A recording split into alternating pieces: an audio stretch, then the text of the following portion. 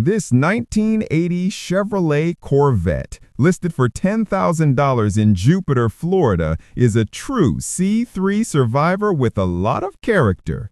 It shows around 50,000 miles and comes with a manual transmission, finished in a striking blue exterior with a matching blue interior. Classic, vintage, and unmistakably Corvette.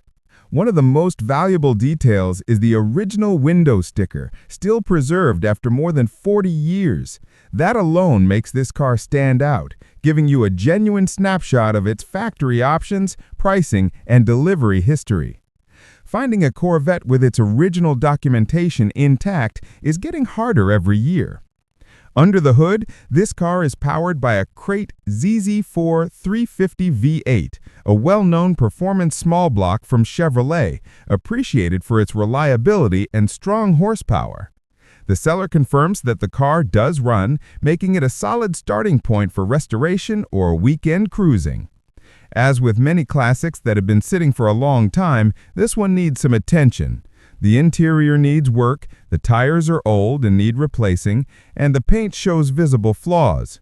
But none of these issues overshadow the biggest selling point.